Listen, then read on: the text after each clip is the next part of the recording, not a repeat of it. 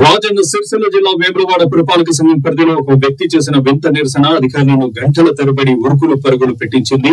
తన మూడో భార్య అక్క తనను దూషించిందని మనస్తాపం చెందిన అశోక్ అనే వ్యక్తి షాత్రాజ్పల్లిలోని మంచినీటి ట్యాంక్ ఎక్కి ఆందోళనకు దిగాడు. ఆమె వచ్చి తనకు బహిరంగంగా క్షమాపణ చెప్పాలని భీష్మించుకోవడంతో సుమారు 3 గంటల పాటు అక్కడ ఉద్రిక్తత నెలకొంది.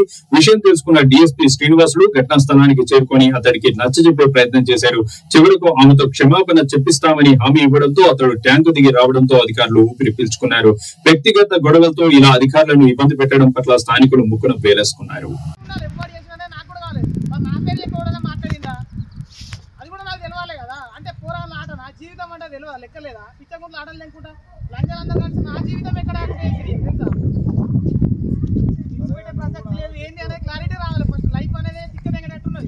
విషయం ఏంటి అంటే మనం ఎవరిని మన చేసింది లేదు అంటే ఆడలే అవకాశం వాదన నాకు అర్థమైపోయింది. కానీ నా ఎంత తప్పు ఉందో అది నాకు ఉంటే తప్పునే మనం అనుకుంటాను. నేను ఏం చేయనప్పుడు నీకు అది వచ్చినప్పుడు నువ్వు వాళ్ళతో ఫోన్ చేసి పెడితే నేను ఎట్లా పడతాను? చేసింది లేదు పీకింది లేదు. ఆ దుబాయ్ గంటలు అయ్యాక కూడా చేసిందట. రిపోర్ట్ చేసినా క్లారిటీ లేదు. కౌన్సిలర్తో మాట్లాడిపించారని చెప్పి అందరూ ఏమనుకుంటారా? నన్నే వాళ్ళగారు అనుకోరా? ఇప్పుడు కౌన్సిలర్ చేసినది ఏమంటారు అంటే వీడు ఎంతమందిని చేసుకుంటాడు అని అంటారు. అసలు లేకపోతే ఎందుకు చేయగలి కూడా నాకు క్లారిటీ ఉండాలి కదా. నాకే తిక్కదే మాట్లాడుకోవడానికి కరెక్టేనా? మనకి అవ్వలేదా చెల్లలేదా అంటావు. నీ చెల్లి వచ్చి నాకు ఉన్నప్పుడు ఏం చేసినావు? నువ్వేం చేసినావు? ఏం మాట్లాడితే ఇప్పుడు కరెక్ట్ కాదు కదా. నాకేంటి అంటే క్లారిటీగా రావాలి విషయం. ఇప్పుడు ఇంకే ఆలోచన లేదు అంటే నాకంటే క్లారిటీ రావాలి.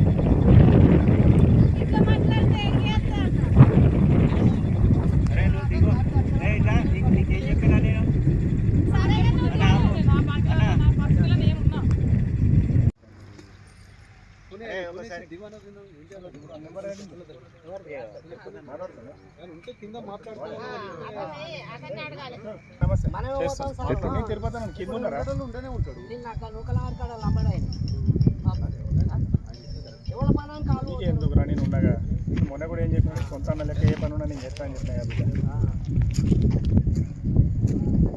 బిడ్డ నీకు ఏమైనా సమస్య ఉంటే నాకు చెప్పని చెప్పినా కదా మొన్న కూడా. లేదు ఏం లేదు ఇక పబ్లిక్ ఎక్కడ మనం మంచిగా ఉన్నప్పుడు అందరూ అలా మంచిగా ఏం బాధపడదు నువ్వు చెప్పిడ్డ. అవును బిడ్డ అంతే బిడ్డ.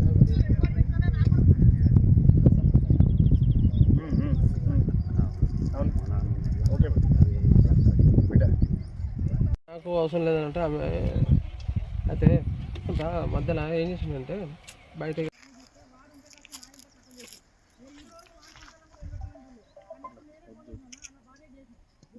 నేను చెప్పేది అరే అశోక్ నేను చెప్పేది వద్దు వద్దు నేను చెప్పేది బిడ్డ. నీకు ఇప్పటికే మీ నాన్న ఎంత సఫర్లు అవుతుంది మీ మమ్మీ డాడీ గట్లా గట్లా సైడ్ కూర్చున్నప్పుడు